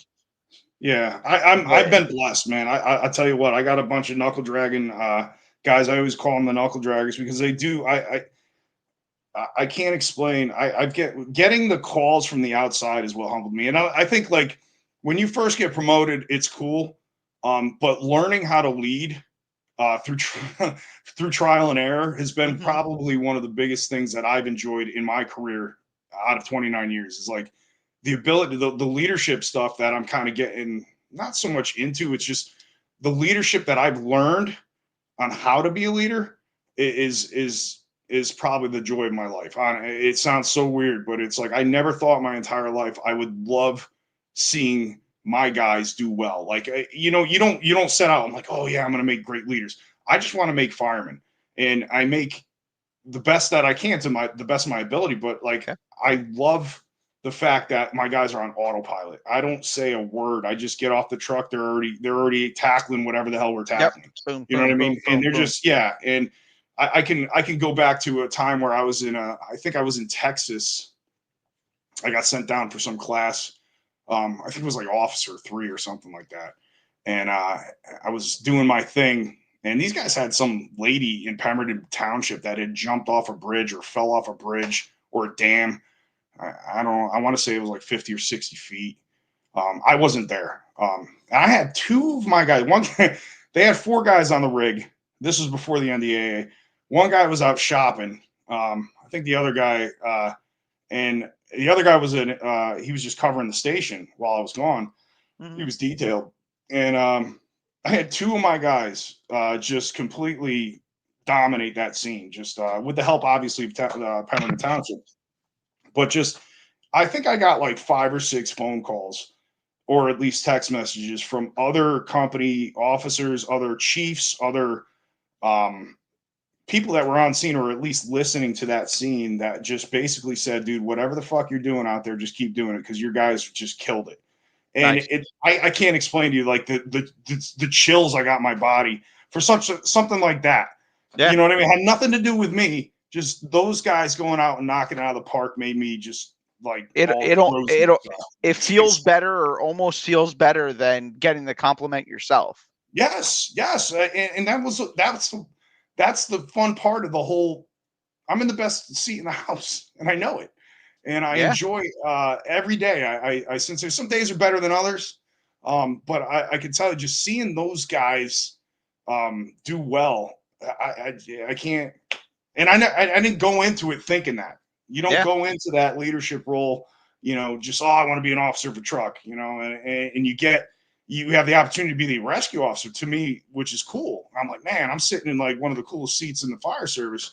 And then I Absolutely. see my guy, like all of a sudden everything kind of pivots, and I just want to see them succeed. I give a rat's ass if they know shit about me. It's just like seeing those guys do well, and that's like, and then it kind of translates to the getting over to when we're teaching this other stuff with the SOC unit or with safety and survival or with Mhm. FEMA or any of that stuff. Seeing those other guys do well, it just kind of it just makes it all worth your time, if that makes any sense, because Oh no, you're I spending all yeah. that time and seeing these guys succeed. It's just it's awesome, man. It really is. So Yeah. It's, and I mean, to see your guys being able to do some training like that, yeah. or doing some stuff like this. Oh, look at that! Look at the biceps on that guy. I Look at know. those. Looks like he's smuggling a beach ball under I that know. sleeve. But again, this is and this is the part where I keep saying, like, a lot of people, like, and I'm just saying this for shits and giggles, like, people don't understand that have never been outside a different organization. I have had the awesome Yes. opportunity to go in and out of so many different fire stations in my career with these this training company, and just going into a small fire station, going to a big station, going to a big city, going to this and that. And I have some guys in my station that'll run circles around some of these guys. You know what I mean? And there's some places that you see some squared away dudes, and the most consistent thing I see with those stations that have their shit together is the culture that they have there. Like Yep. there's strong, like when I see Camden guys, man, like I run into those guys all the time. I work out with two of them. And they got such a strong culture there. There's such a strong culture. Like everybody's just dialed in. They're all there for the same reason. They're all having fun. When you have everybody laughing and having a good time, there's a Mhm. strong culture there. You know what I mean? Shit talking relentlessly. I mean, that's a strong culture. Trenton, believe it or not, Trenton's got a strong culture there, man. You got a bunch of bangers there, good guys that are just having a good time. And I always notice that those are the cultures that, or those are the guys that are always squared away because they enjoy doing what they're doing. And that just tells me that they have good officers, they have good leadership, and just it's just something I'm really kind of learning, and I learned it through trial and error because I again I think you grow up later later stages, and you start to realize the impact that you've actually had on people is one of the most rewarding things that I've had the chance to be part of. Yeah. So Um, like I said, my short time at the Joint Base, I was kind of, like, you were always spoken very highly of, oh, thank you. and it was kind of like a, oh, one day maybe I'll get to work for him, or I'll get to, get to work with him one day. And I didn't get the opportunity. I transferred when I did, and I would still love the opportunity to come work with you. Come hang out. Um, I got some other pictures here. This is a motley crew right here, if I ever saw one. That was when Riz saved the day, man. I'm sure you know Joey Riz. He just recently got Absolutely. promoted again. Again. I don't know if it's the old in me, but just seeing Joey get that officer's position, it brought joy to my life. I was like happy because Joey's a rah. He's a nonchalant like rah guy. He's always Yep. having a good time, but to see him actually grow from what he was to who he is now is just it's awesome. You know, you got Wayne right there in the middle. He's still, I think he's 150 right now, but he's gonna kick my ass for saying that. But you got Jimmy Mack, who's a fireman's fireman, and obviously Dave Barenberg there. That was that was a Davey. that was a that was a fire in a balloon frame home, and we were opening a roof, and I remember I was dying because it was raining, and they had that tar and the rocks and all that, you know, three roofs on top of one, and I got my ass kicked. We actually used a 35-foot to get on the top of this building, and I got my ass kicked up top. I kind of cut the hole, and I'm like dying at that time, and I just see a 24-year-old kid named Joe Rizzatello come up and just bang the freaking louver like it was nothing. I was like, oh, thank God you're here, because I'm about to jump off this thing. I'm done. You know, but yeah, that was old. That was old picture. That was probably back in like 2009 or 10 or maybe 11. I don't know. And I have to say, with some of my other guests, Dave Yeah. Barenberg is probably the most mentioned name on this show It's Bum Bum. without ever actually answering my phone calls or text messages to come on the show. Yeah, we called him Berber. We called him Berber because one of our captains at the time couldn't pronounce shit because he was half shit faced half the time. But he used to call, instead of Barenberg, he'd be Barenberg. So we call him Berber. But yeah, Pally's a good guy, man. He was another great fireman, man. Yeah, Dave's I a great remember dude. we had a fire. The whole fucking front end of this house was off, and it was we were in a ladder truck. It was me, Jimmy Mack, I think Wayne Morton, and Dave Barenberg. And Barenberg was on the side of the truck where the freaking fire was at. I was on the other side, but I had already had my mask on. You know, I already masked up. I was ready to go. And we pulled up, and I think Jimmy Mack was driving. And that whole rig, we hit. It was snowing out. There was ice. It was this long setback. It was probably like 200 foot off this fucking thing, and it had this. It had like one of those driveways that kind of did one of these loop things. Ooh. And I'll never forget, like Jimmy's like hauling ass trying to get this ladder up this thing, get it in front of the house, and the whole thing just starts sliding. He stops at a bank. He's like, "All right, we're staying here." He just pulls the fucking e-brake. Pally's on one side, and he's on a sheet of ice, and he's trying to stretch his fucking line up this sheet of ice, and he's getting his ass kicked because he's a smoker. You know what I mean? So he's like dying. By the time he gets to the top, he's sucking wind. He puts the damn knob down just to put his mask on. I grabbed the thing. I'm like, "Thanks for doing all that work," and I was just like off to the races. You know, that was a funny story, man. Uh, But God. yeah, getting back to your, so as far as I get sidelined all the time, but No. as Absolutely. I far as the love it. instructional stuff, that was kind of how it went. It was just over the years of doing it and doing it and doing it, and somehow, some way, I think guys actually enjoyed my class, or the guys that were teaching with us, and we vibe off of each other. And I say it all the time, like safety and survival is like my other fire family, and I think you'd be hard pressed to hear anyone say any different that works for our organization. It's a smaller organization, but we're doing huge things. And I will tell you that like we have a very close knit family within the safety and survival team down there, and a lot of squared away, dialed in guys that we work with together. And that's what'll keep me always coming back. I'll work with them as long as I possibly can, just because I enjoy every person that I sincerely work with out there. And over the years, it just kind of snowballed from there. I mean, hell, they sent me to Vanuatu a couple of months ago, so that was weird. Where is? I'm glad you said how to pronounce that. Where is it? So Vanuatu. What? yeah, so somehow, again, I work for the federal government, so it's a little bit different, but not really. But we have different opportunities, and I think it started like a year or so ago. I got a call from my fire chief was rubbing elbows with another chief, and they were talking about water rescue and this and that. And there's not a lot of it. I don't think there's a lot of it in DoD. but it's kind of getting some headway now. So somehow he said to me, he's like, "Hey, do you want to go to the Pacific and do some water rescue?" And I was like, "Dude, hell yeah, I want to go to the Pacific." I'm like, "Do I got to Yeah. pay for it?" He goes, "No, no." So I'm thinking, I'm like, "Dude, I can't wait. I can't wait to go to Hawaii, right?" So I'm like, "All right, we're going to Hawaii. We're gonna go out there, have a good time, blah blah blah."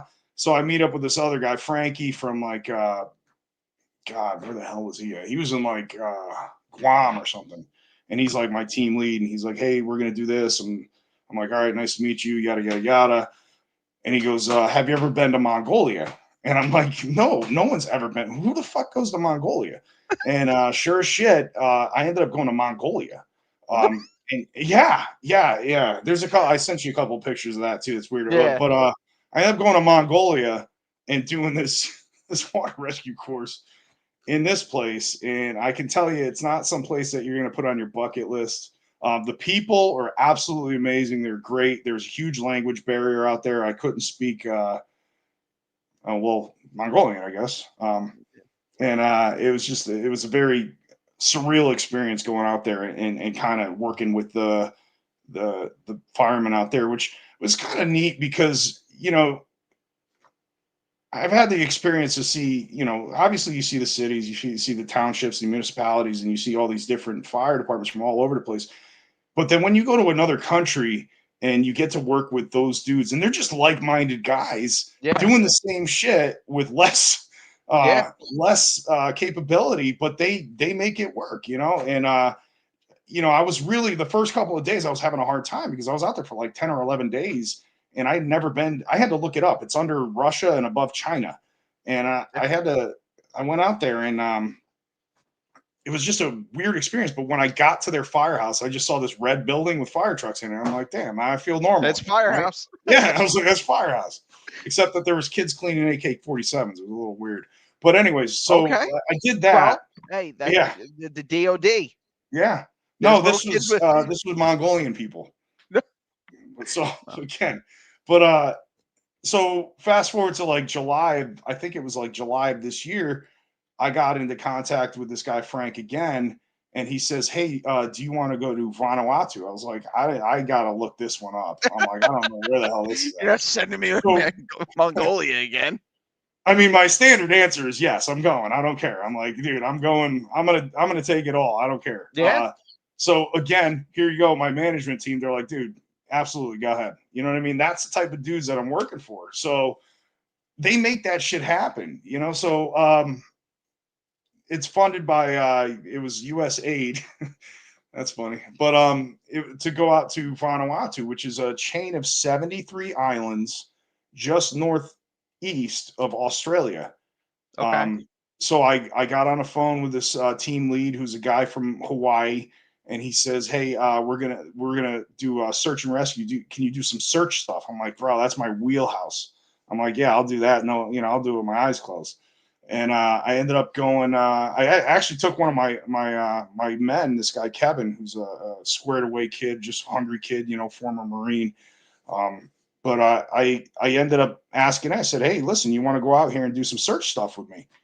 And he jumped at the opportunity. And lo and behold, in July, we flew from Philadelphia to Los Angeles to Australia to some island called Vanuatu, and we were able to conduct search and rescue training out there with their team out there, which again was extremely unique. The island was absolutely stunning. It was beautiful, but it's just really cool to see the way that, you know, we're all, it's the same circus, different clowns. We're all doing the same shit. Their fire's not burning any hotter than ours. You know what I mean? Doesn't matter where you're from, who you're doing. It's all the same shit. We're doing the same shit. Um, and they're just in a smaller capacity. And we went out there and did that for a bunch of days. As a matter of fact, I was supposed to go again this Sunday. However, it was postponed due to some stuff outside of our control right now. But yeah, so we went out there for 10 days and we did that and came back. And yeah, it's I'm just kind of riding that wave, man. I'm very fortunate. Some cool things keep happening. I don't know how, but I'm gonna keep riding it. I that's that's a hell of a wave to ride. I Yeah, wow, mean, yeah. Vanuatu. I'm trying to actually trying to bring up. one of the pictures right now. No, sure.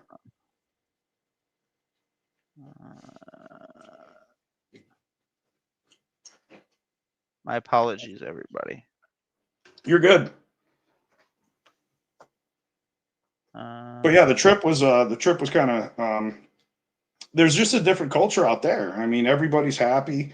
The team out there, they have something similar to a FEMA team, but it's called an NDMO team, which is basically Okay. a structure and how they dispatch their USAR capabilities. They had a catastrophic incident in December 2024 where their capital city of Port Vila was completely just wiped off the face of the earth, and they were unable to get to certain guys. I mean, they made a lot of grabs that were on top of that pile. However, they didn't have the means or the know-how to actually execute specific types of searches, and we just kind of discussed ways to quantify specific incidents based on data for the most part. Well, and I mean, you kind of touched on this before. Firehouses are firehouses. Mm. Mother Nature is Mother Nature. Whether it's here in America, where we're as much as hard times are hard times in America, and cost of living is what it is. We're still a very fortunate country to have what we have. Like the FEMA USAR system is an amazing asset that other countries can't even dream of because they have no idea. But you know what?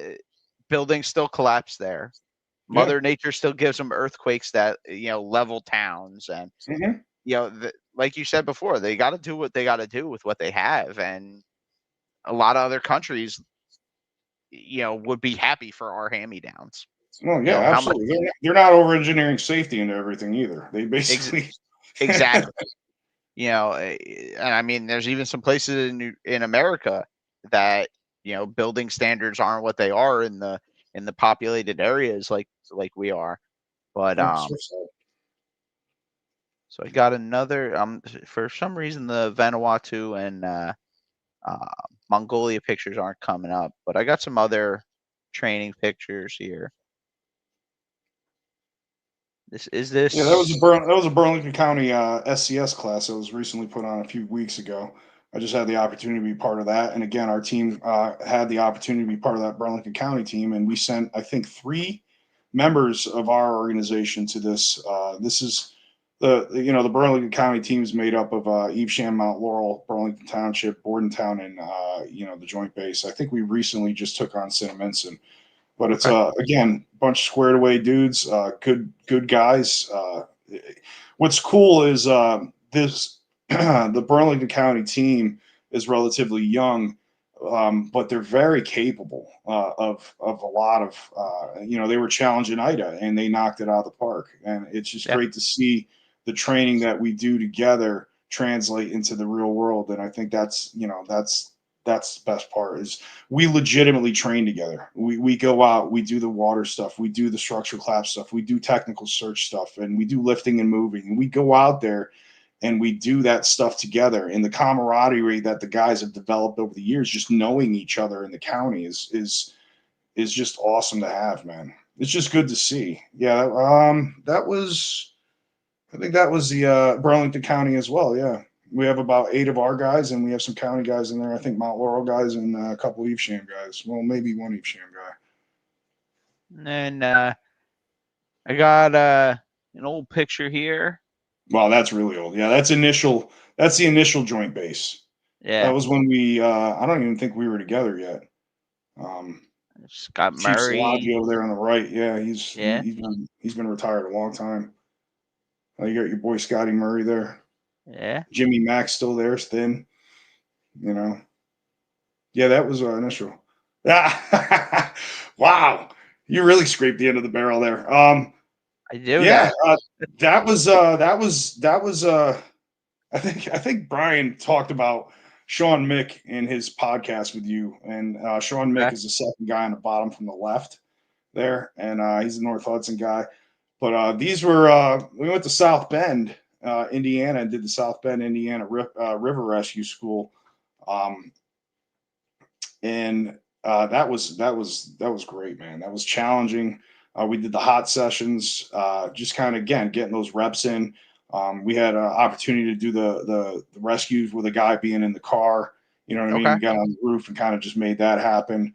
Ironically, the next week I went out there for a Notre Dame Navy game, but Hmm. the South Bend guys are squared away, man. They really, that's another great department, great setup that they have out there.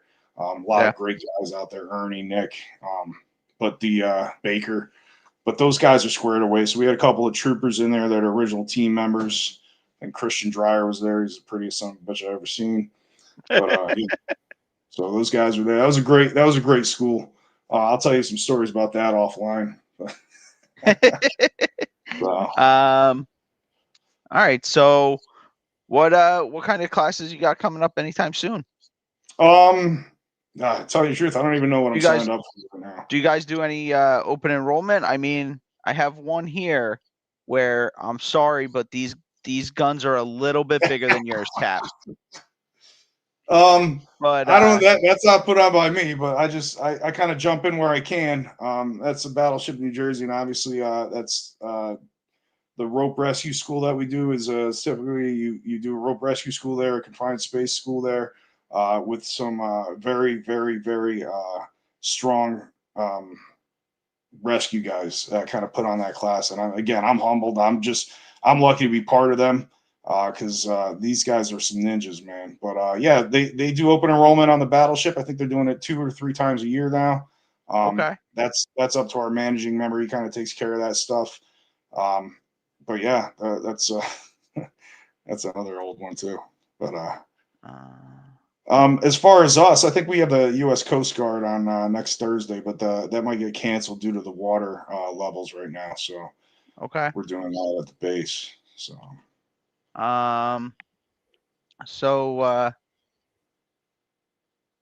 what else? I mean, you got anything else you want to talk about? I mean, really. I'm here, man. Whatever you want, man. I'm just over here. I'm winging Or it. we can get into the Jersey questions. What's the Jersey questions? Jersey questions. All right. Is it pork roll or Taylor ham? I'm not from Jersey, so it's whatever the hell I want. It's pork roll. It's pork roll. Taylor Ham's just a brand. I But am. I can't find my file with the questions in it. It's killing me right now. Nick doesn't look like you're very prepared here. No, you know what it is? It was usually right in the top, but I have all my chapters of the book that I'm right. It's crazy. You're Right writing a now. book? I am. I am actually under I'm gonna interview you. What's your book about? my book. So my first book is actually hopefully it's out in January, February timeframe. It Yeah. is about firefighter mentorship and leadership. It's all about Oh, great.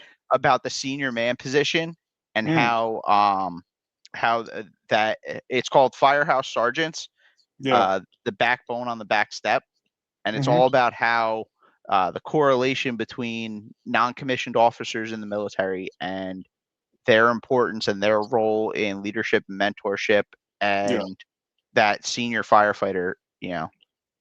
No, I can relate to that. I had so I talk about mentorship and stuff like that, and one of the things that I will tell you that I had a friend that I had made he ultimately became my best friend. This guy David Kanko, and Oh, David. Dave. Yeah, so David Oh, worked with me from the day I got promoted.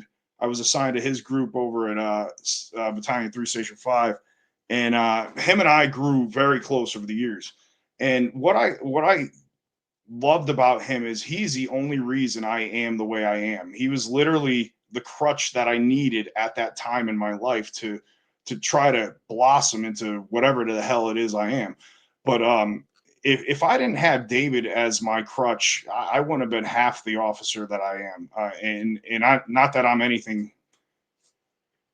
remotely great, but having him by my side alone just he was what I called in the firehouse. He was a great equalizer. He was the guy who would just adjust the climate, and he would call bullshit on anything he saw or he had heard. He stood his ground on his beliefs, but he would also. I would look to him, and I would, when you're a new officer, you're trying to, like, I don't know, just go out and do dumb shit. And you're just like, oh, we're gonna do it this way or whatever.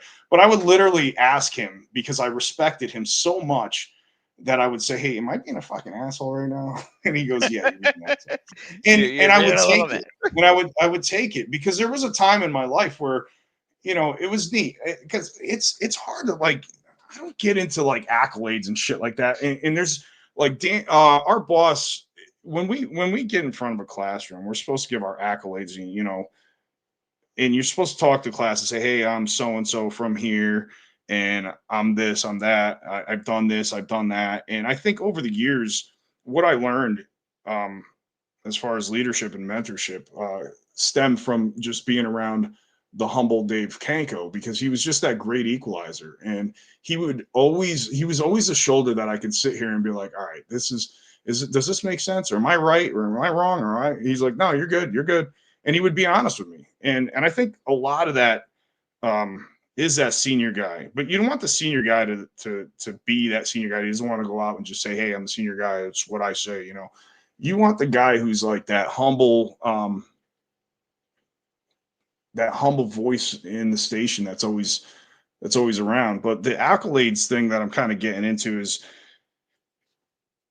like, even like that opening that we're talking about me, I don't see myself in any sort of light there. I don't look at myself as a boss on a task force. I don't look at myself as like, you know, this instructor doing this shit or this officer doing this stuff. And I hear, you know, you hear stuff over the years. You're just like, oh, that guy's a squared away guy.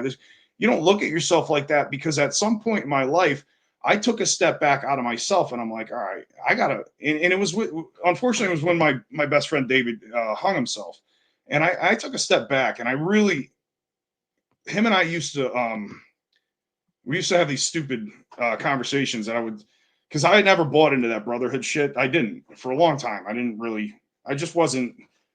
I wasn't wired that way. I was just like, yeah, dude, whatever, you know. And when we would go back and forth.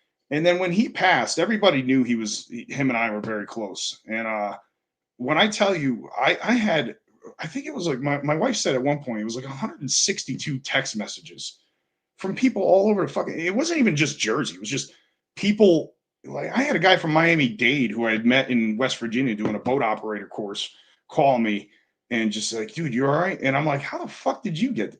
So like, the funny part is like, here's a guy who always preached brotherhood, and I always kind of like kiboshed it.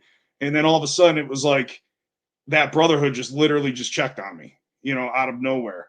And that was when I kind of took a step back, and I'm like, all right, am I being the best version of myself? Am I doing everything that I need to do to be a better role model, to be a better fire officer, to be a better fireman? Because I have this thing where when you come into my station, I sit everybody down who first comes in, and I tell them, I'm like, hey, listen, you know, all bullshit aside, this is kind of what it's expected of you. I kind of get a read of the person. But at one point I tell them, I was like, this is the Knights of the Round Table here.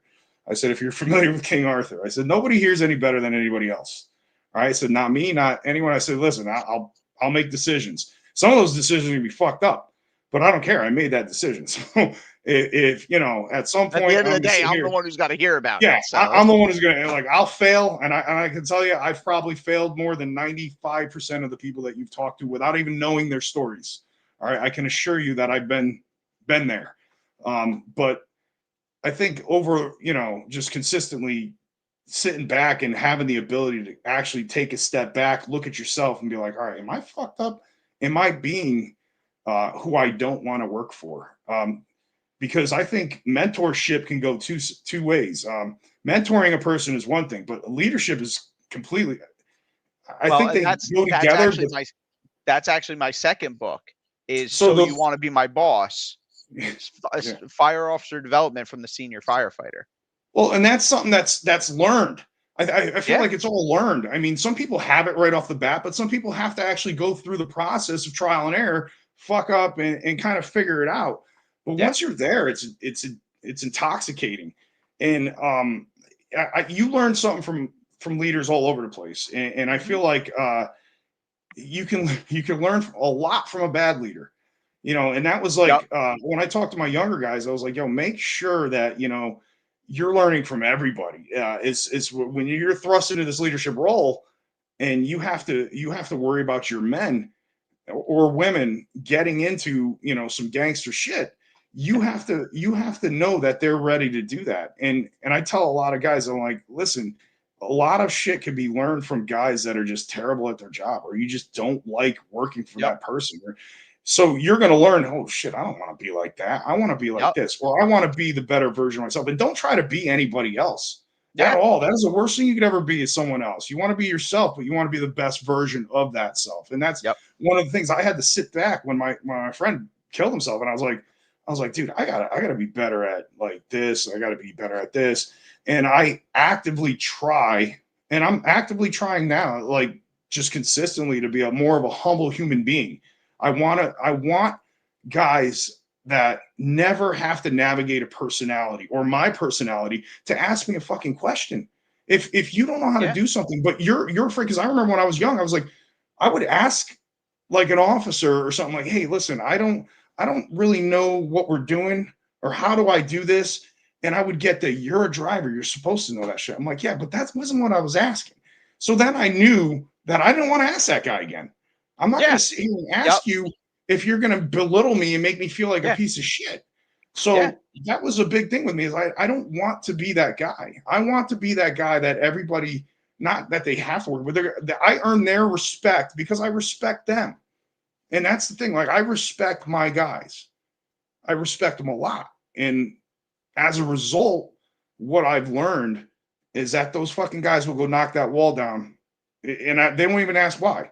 I'm like, go knock that wall down, and they'll Okay. grab the 8-pound sledge or the 12-pound sledge, and they'll start knocking the shit out of it, because I've invested all that time and that effort into taking care of Yeah. them. And I think that's one of the fun, well, not fun, but one of the most rewarding things about kind of being in this position. And Yeah. if I'd ever have an opportunity to go in another position, kind of going there and just making that a little bit bigger picture. You know what I mean? So Yeah. just And my two and cents. and going back to what you just said about, your guys, you say go knock it out on the wall, they don't even ask, they grab the tool and they go do it. That's one of the things that even, you know even for a floor level firefighter to firefighter is I try to tell young guys that, like, I need to teach you here in the firehouse to trust me. That way, when we're in a shitty situation, and I tell you, if we're, God forbid, ever in a shitty situation where we got a window to go out and that's it, and we got this much time, you're not going to question me why I'm telling you to get out the window. Yeah. Because, but that comes back to the firehouse and building that trust and that skill. Culture. Yeah. And just having that faith in each other that I'm not going to steer you wrong. I'll explain it later, but I need you to do this right now. Hmm. Don't quite like, and But at the same time, I again, I'm always blessed with some good guys, and they're always just, I've been extremely blessed with the personnel that I've had the pleasure to uh, to be their officer, and a lot of them have great ideas, and some of them, not at that moment, but if somebody says something, and it's just the little things, like if somebody suggest something, I'm not just going to dismiss it. I mean, might, but especially if I'm on scene. If I'm on scene, I'm like, yeah, I'll put that in the back of my mind, and if this doesn't work, we'll go to that. But yeah, there's a that'll be there's a our lot of plan stuff B. that kind of gets squat. Yeah, so I try to listen to everything, and like little things, like just giving the person credit where credit's due. Like if somebody has an idea, I was like, hey, that was a great thing. I'm like, yeah, that wasn't me. That was this guy's idea, and I just decided to execute that idea. And those little things like that will go a long way, just by Yeah, and the other thing that I've also learned is over the years is just, given, like if you have a banger in your squad or your company that is just hungry all the time, and he's just knocking out of the park with everything you guys do, just start feeding that guy some responsibility. Just start giving him responsibility. And that not only lets that guy feel as if he's more valuable part of that team, it gives them, they're going to buy in. Oh, this is my yeah, responsibility. You know what I mean? There's a seat for every yep, ass. I don't care who it is, man. There's a seat for every hundred ass. You just percent. got to find that niche. And that person, Yep, I got a guy who's one of the best pump operators I know. He'll run a truck all fucking day. You know, he's never let me down on any fire we've ever had, but he's not going to be creating all sorts of systems. And I know that. So when the guy gets there, he'll say it right before. He'll be like, I got the belay. I got this. I got that. He goes into his comfort zone. And I'm not asking him to be that guy, but he has that part of that team. And I think that's where a lot of his stuff gets messed up, is it is a team. And as long as you put that team first, you guys are going to be a bunch of Jedis running out of there. You know what I mean? So that's a huge thing. Those little responsibilities that you start giving all of those guys that are hungry. All right. Another thing I tell my guys, just don't I don't ever want shit to get to my office. All right. If it can be handled on the floor, and if it's just nuanced stuff, this guy didn't clean a truck, this guy didn't, brush it. I don't give a fuck. What's your job? Well, my job's to drive a truck. I'm like, then drive it to the fucking gas station and get gas. I don't give a rat's ass about the other tour, because I got news for you. We don't have wings. All right. I freaking look at the toilet and there's spackle all over the back of the toilet. I'm like, was that us or was that them? You know what I'm saying? So it's either way. I want a clean toilet. Yeah, just do your job. Shut up and do your fucking job, and everybody's good. And that's a gift that I have within my organization, or at least I control what I can control. Yeah, and that's what I find where you excel, is if you get outside of that realm of your responsibility. That's where shit goes wire. Yeah. So you can kind of, if you're controlling this, control this. If you're responsible for this, control that. You know what I'm saying? Yeah. So absolutely. Yeah. All right. So next question. Yeah. Best pizza. Oh, that's Frank Pepe's in New Haven, Connecticut. I'm also from Connecticut, but that is bar none the best pie there is. You're not going to get it, or Sally's, but Frank Pepe's in New Haven, Connecticut. You're not the first to say it. Oh shit! All right, yeah. A few people have right. thrown that out there. Yeah. Good, do you go to the beach? Or you go down the shore? I go down the shore. All right. Initially, I went to the beach.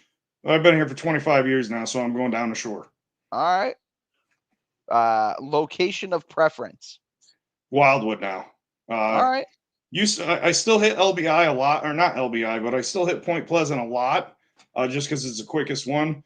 But if I can live anywhere in the state, it'd probably be down in Wildwood. I just love the guys down there. I just love the area. I love what they're doing with the place. Okay. Just really nice place, man. All right.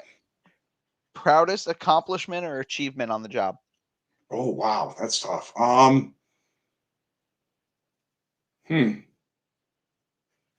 Accomplishment.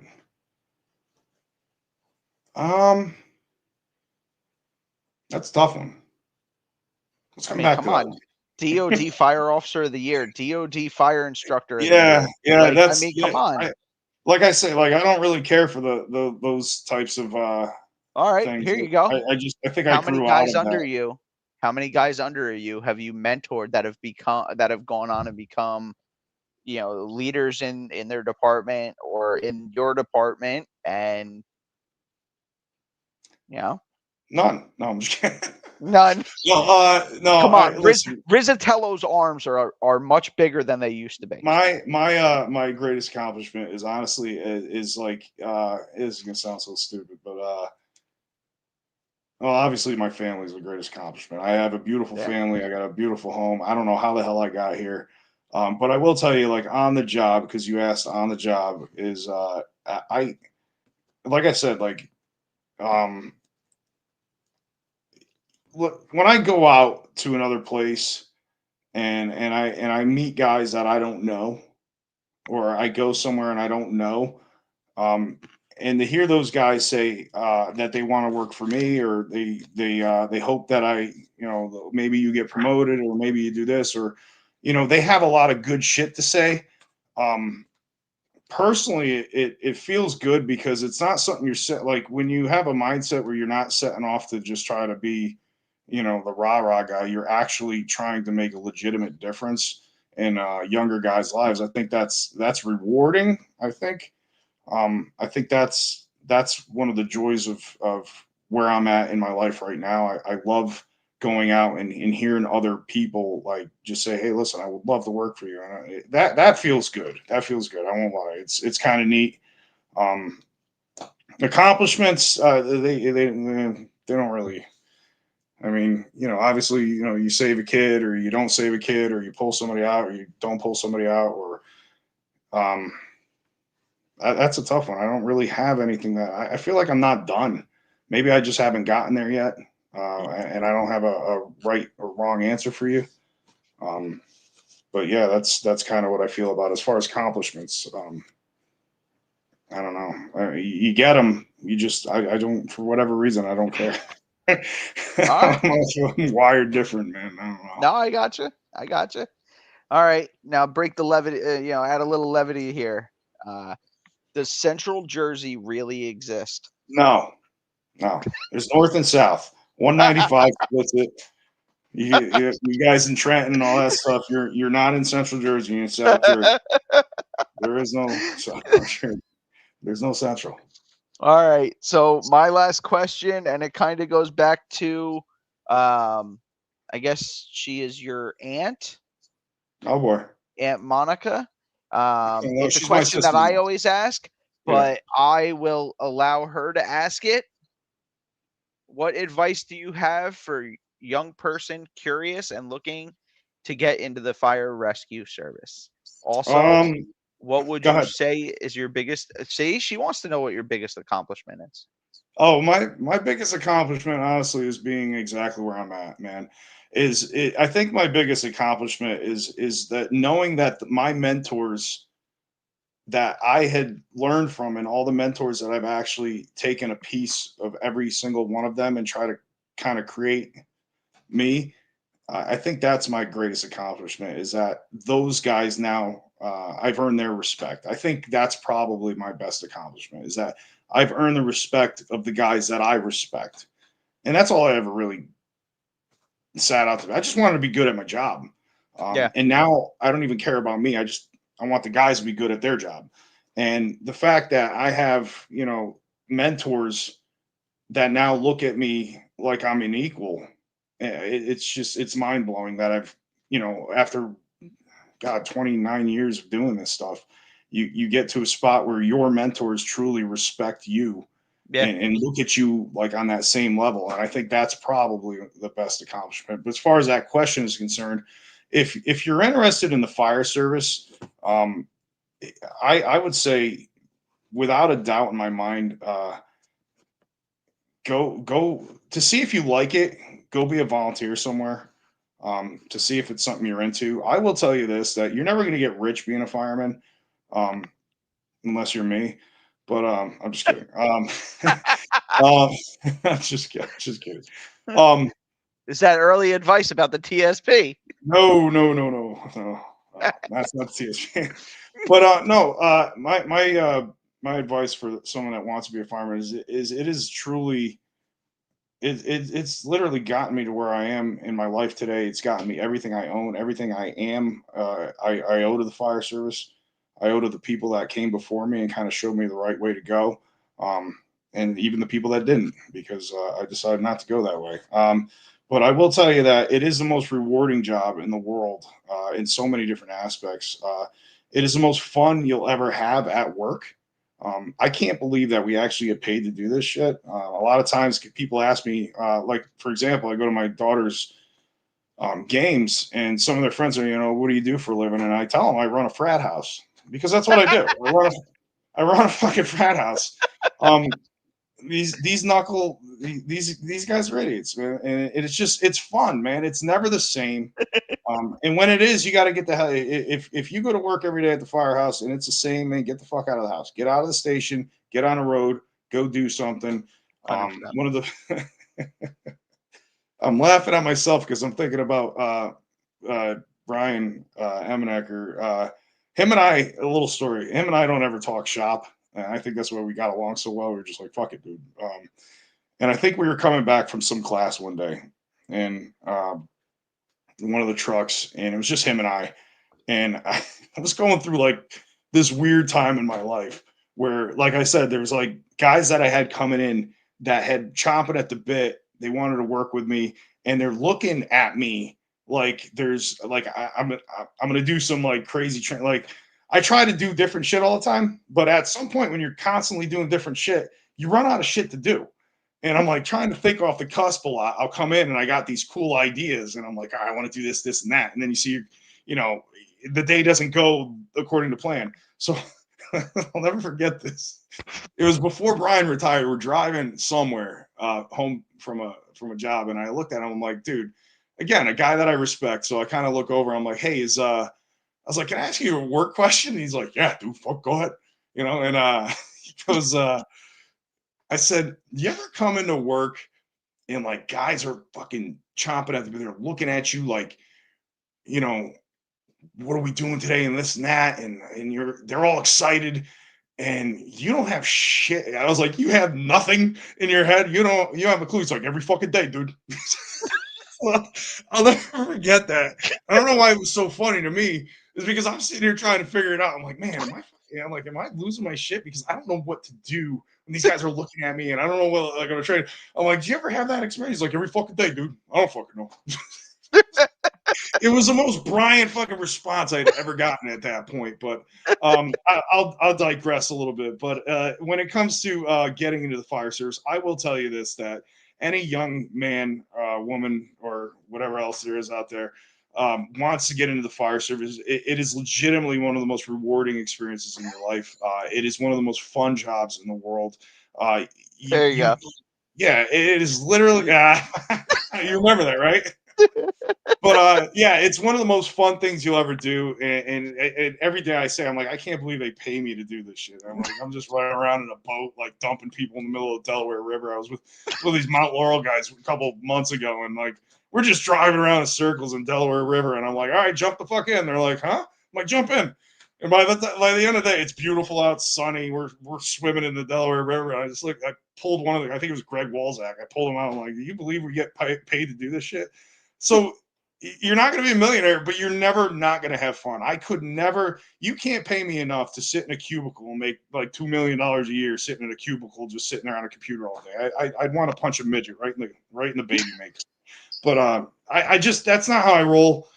It's a good gig, and if this question is for my nephew Jordan, I will tell you it's one of the greatest jobs you ever have in your life, and it's you'll meet a legitimate family. You'll have two families.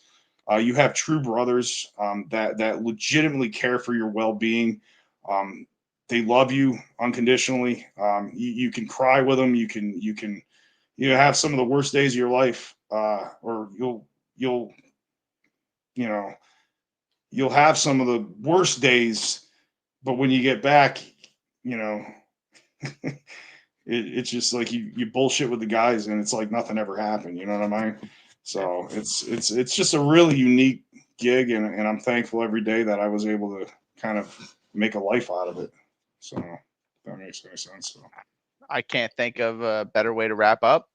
appreciate You have any shout outs you want to make, or it. Shout out to Station 674.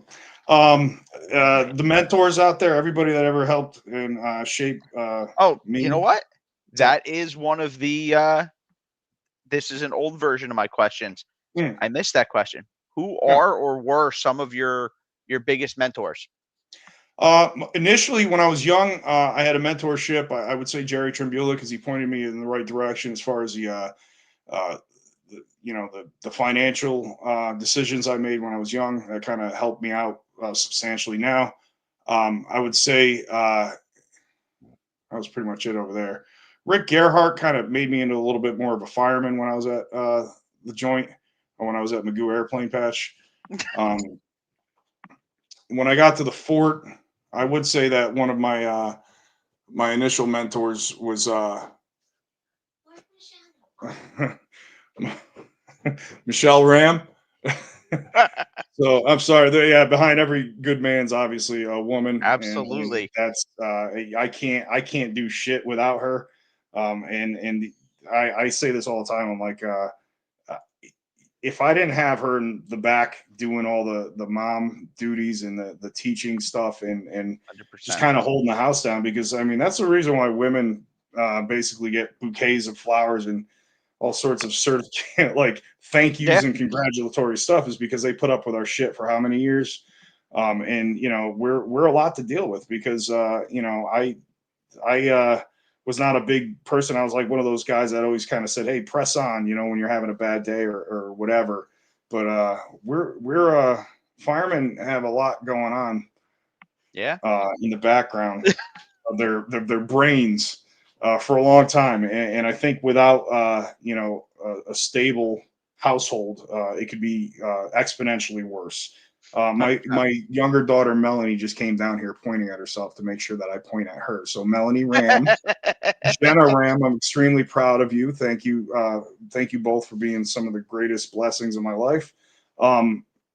But getting back to the mentors, I would say that they're I would say, honestly, Len Dotson opened a lot of doors for me. We call him Ned Flanders. We call him Loopy Lenny. He's batshit crazy. He knows he is. But That's I another will name tell I you want to that. get on this show. Yeah, I would tell you. Well, that's a good luck with that. I will tell you that that guy has seen more shit than people even can possibly fathom. I'm pretty sure he's been to every freaking disaster this side of the Mississippi ever since 1997. So he's an interesting bird. But he did introduce me to my wife. He did open that door that kind of opened a lot of other doors for me when I started with the New Jersey Task Force One, and I will forever thank him for that, and I'll never forget him. Honestly, stuntman, you're one of them. So Brian obviously has been a huge crutch. Him and I used to have conversations coming back from jobs for, I swear to God, for like 2 hours, and I think we've pretty much hit the bottom of the dam. We we've discussed a lot. Bobby Mack has always been great for me. That's a guy who always picks up the phone. Sometimes you get stuck in the Mactor beam, and that's nothing personal, Bob. But you can talk the balls off a brass monkey. But yeah, Bobby Mack is definitely one of them. But there's a lot that over the years, even if you go back to the Wildland shit. I mean, Wayne was always there, always a big mentor when it comes to just anything in general. He'd drop everything he was doing just to kind of help me out. But I'm probably missing people, and I apologize if I am. But I would say that, yeah, I would say those guys professionally had a lot to do with kind of who I thought I was, or who I thought who I started to become. In the Yeah, I would say that. But yeah, obviously my family. I'm extremely fortunate. I have three beautiful women, and for some reason they picked me. So I don't know. I All right. appreciate you having me on. I said no to a couple of these things before, and because I never felt as if I had anything to really talk about. And a couple of the guys that I just mentioned there just said, "Do it, man. Fuck it, just do it." So thank you for the opportunity. Thank So you for coming on. Really, I am. I am humbled for each one of my guests that I've had. And you're no different, really. I mean, like I thank said, you. when I was the short time I was at the Joint Base, you were on the pedestal, and Thank you. I was afraid if I got too close, you were going to make me work out and throw your kind of weight. But yeah, Hey, I will tell you this, that um, obviously I'm a huge proponent of exercising, and you're another problem. huge. Like you can stop right there. Another thing that I want to say thank you to my guys on here for always just always having my back and always just kind of making my job incredibly easy. My firemen have been a blessing over all the years. All the guys that ever worked for me, I appreciate every one of you guys, man. You've been nothing but short of just extravagant, man. Just bangers, man. Just hard workers, man. Never really question anything, man. They make my job so incredibly easy, just because of who they are and what they're about. But they are working out with me now, so it's nice. It's nice to have those guys in there. I always tell them, like, I obviously, you keep saying it, but I exercise 3 days on, 1 day off, and one of the things that I always make sure is I always told them, like, what, they're like, how are we just got our dicks kicked in and you're still in the gym? And I always tell them it's just a mindset thing for me, and I won't ever if one of my guys ever goes down, I can guarantee I'm taking them the fuck out. So that was my thing. I'm going to pull the person out. They're always going to go home to their families, no matter the job. So I'm going to continue to do my thing. All the older guys used to say, "Wait till you get to my age. Wait till you get to my age." Listen, I'm going to be 50 in 2 years, so I'm just going to keep going. So, Yeah. But yeah, big huge shout out to my firemen, because without them, I'm shit. So. All right, brother. I will. Cool. I'll put you in the backstage area. We'll say our goodbyes off air. Okay. All right. Thank you. Absolutely. See you guys. All right, everybody. That wraps up run number 7 for 2025 with Captain Karl Ramm. Again, I apologize for the lack of episodes this year. Life's just been getting tied up. But we do have some other episodes coming up.